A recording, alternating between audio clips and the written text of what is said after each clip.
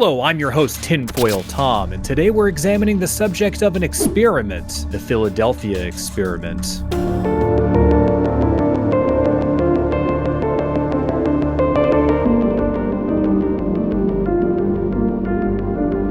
For years, I assumed the 1984 film The Philadelphia Experiment was just that, a film, a work of fiction, something you see on a Friday night with a few buddies, tossing around some frosty Pepsi Maxes and a bucket of popcorn. A sci-fi 80s epic co-starring Nancy Allen, who would later go on to co-star in RoboCop. But what if the movie was actually true? Of course it's not true, you idiot. At least not the movie. Tinfoil Tom, did you get the file I sent you? Uh-huh. Oh my god, do I have to do everything around here? Did you read it? Read what? The file! The file! Read the file. It has the intel. Jesus, I come back from the future and I have to deal with this malarkey. Just read the file, follow the notes, and I'll get you a cookie. Ooh, a cookie. Yeah, great. Expose the truth and all that. I'll be in the hot tub with a bottle of Jack Daniels, and infinite regret for putting the fate of the world in your hands. So what was true about the Philadelphia experiment? Well, for starters, the movie was based on something real, but took extreme liberties in its storytelling. It's a Hollywood adaptation of some of the strange tales concerning whatever happened in those shipyards. As the story goes, in 1943, the US Navy allegedly made a warship, a Cannon-class destroyer escort named the USS Eldridge, vanish. Reports indicate a strange, greenish-blue glow was cast around the ship's hull once certain top-secret equipment was powered on. And it warped from the Philadelphia naval shipyards to Virginia and back. So instead of just cloaking, it actually teleported. So dangerous was the journey through space and time that most of the ship's crew fell victim to madness, or were grotesquely fused to the ship itself. It was truly an awful sight to behold if these reports, and indeed there are several, are true. Now, we have a few different accounts of the tale from different perspectives, but I am focusing on the testimony of Al Bielek, who supposedly led a double life, one as a loving family man and the other as a shadowy military scientist, working on Black Ops projects like Montauk Project, a secret government operation which dealt with experimentation in time travel and psychic warfare, and, of course, the now infamous Philadelphia experiment, among other operations. If Montauk Project sounds familiar, it's because Stranger Things took some serious inspiration from the events supposedly transpiring at the military complex, which actually did exist in Montauk, New York. But more on that another time. Today we're talking about Philly, baby! Woo! Remember that film from the beginning? The one which sparked my initial interest in the subject? It also inspired Al Bielek to go public with his alleged first-hand knowledge of the Philadelphia experiment. Shortly after seeing the film, a flood of memories rushed into Bielek's mind. He questioned them, but they were so real. Had his memories been replaced? What was real? In the end, Bielek pieced together the fragments and put it all back together. The puzzle of his life was reassembled. And so it was, in 1989, he came forward publicly.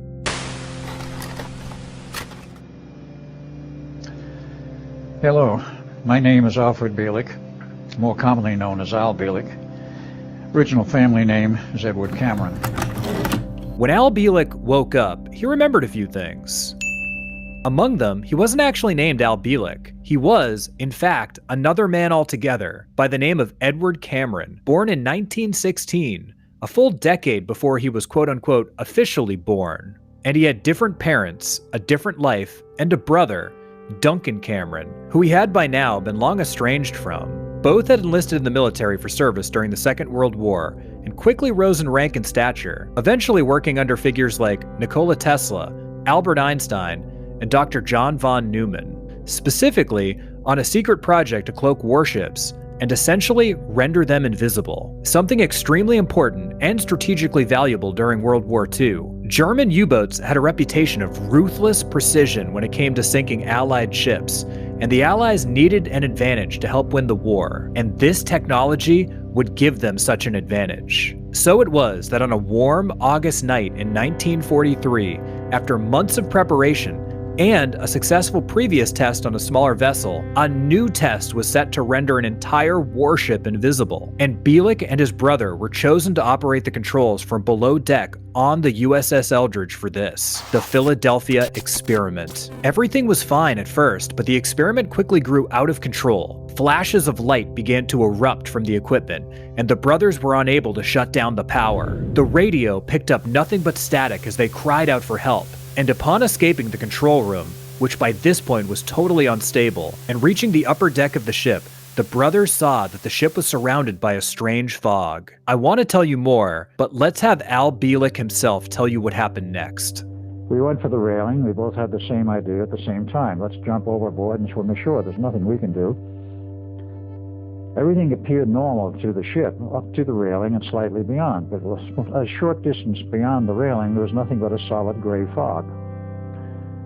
Well, we didn't think anything about that. We said, let's jump overboard, and we did.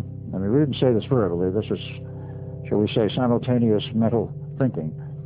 We jumped overboard, and we never hit the water. We were good swimmers. We weren't worried about the height. Never hit the water. We started to fall. The sensation was like falling down an elevator shaft with no bottom. And down we went, and down we went. And suddenly, we were, shall we say, perhaps panic-stricken. We didn't have enough time to worry about being panic-stricken, but we were totally dismayed. We had not the slightest idea what was going on. We were more or less side by side. And this went on until what we estimate was about 2 minutes later. We arrived in a very strange location. At night, standing upright, next to a chain link fence. And it was dark. We didn't know where we were, but we knew it was a military base in all likelihood because the chain link fence was of a military design. At that point, very suddenly, a very bright spotlight beamed down on us, illuminated us very brightly. We wondered what that was. Well, we know what searchlights were, but it was on a helicopter, and helicopters were unknown to us because in 1943 there were very few. They were experimental. But as it turned out, this was a production-type helicopter, as we learned later. But MPs came out of someplace and grabbed us and took us to a building. In the building, on an elevator, down the elevator shaft, the door opens. We see a lot of military personnel and a very elderly civilian in a gray business suit, white hair, what was left of it on the side of his head, walking towards us. He looks at us and says, "Gentlemen, I've been expecting you. I'm Dr. John von Neumann." So we look at him. He says, "You're who?" And I says, "I'm Dr. John von Neumann." Couldn't be. We left him approximately an hour or so ago. And he's a much younger man. Couldn't be you. He looked at us rather sternly and says, "Gentlemen, this is not 1943. This is 1983. I am the same Dr. von Neumann you knew in 1943, except I'm 40 years older. Welcome to Montauk Air Force Station," or words to that effect. Somehow, the brothers had entered a hole in space and time and ended up encountering their old boss, 40 years older, in 1983. Von Neumann gave Bielek and his brother a tour of the Montauk facility, and Bielek had his mind absolutely blown by a commercial for American Airlines advertising Hawaiian vacations. I mean, I understand. If I could visit Hawaii for what it cost in 1983, I'd be blown away too. After some rest, von Neumann informed the brothers of the grave reality of the situation. A hyperspace bubble had been created by the Eldridge, which was still lost in this hole in space-time, and it was growing bigger by the minute thanks to the unstable experimental equipment aboard the Eldridge, and the inability to power it down. If left unchecked, this could, in theory, envelop the entire Earth with disastrous consequences. Someone had to be sent back to the decks of the ship to destroy the equipment, and the brothers were the men chosen for the mission. Von Neumann informed the brothers that with the time technology available to them at Montauk, they'd be able to send them back to the precise moment necessary, and then they had to dismantle the equipment by any means at their disposal. They agreed, and fitted with radiation suits to protect them, they were hurled through time again, landing on board the decks of the Eldridge, into a sight straight out of a horror film like Event Horizon. Men were literally fused to the decks of the ship, some alive, some dead. Those alive screamed out in utter agony. The sailors not fused to the ship had mostly gone insane and were running about the decks of the ship in fits of absolute psychosis. Bielek and his brother Duncan grabbed some fire axes in the control room and set to work smashing any and all equipment related to the project. And as the ship began to phase back out of hyperspace, field energy from the coils starting to wane, back on deck, Duncan, finally taking in the sight that the Eldridge was in and the absolute horror of the situation, took a look back at his brother, a hand on the ship's railing as if to say, "You coming?" and then leapt back over the edge of the ship, into the fog, traveling through time to parts unknown. Bielek stayed behind as the ship finally phased back into 1943, Navy personnel finally boarding the ship, surveying the carnage. For Bielek, many hours, or perhaps even days had passed, but for those initially watching the ship vanish in 1943, it had only been mere moments. Bielek went on to work on many other secret government operations at Montauk, but more on that in a later episode. For now, though, we've just taken a quick quantum leap through time to tell you this chapter of Al Bielek's incredible story. I hope to bring you more on this at a later date and time. Until then, I've been your host Tinfoil Tom saying, keep searching for the truth, and whatever you do, stay away from the dang time fog. Bye-bye. Want more truth? Every week, Tinfoil Tom presents to you the Unbelievable Mysteries podcast. Link to that show is in the description of this video. Thank you for all the support and encouragement. It really means a lot to me. And if you could do me one huge favor, please ring that bell so you get notifications when an upload is posted to this channel. Thank you for your commitment to the truth.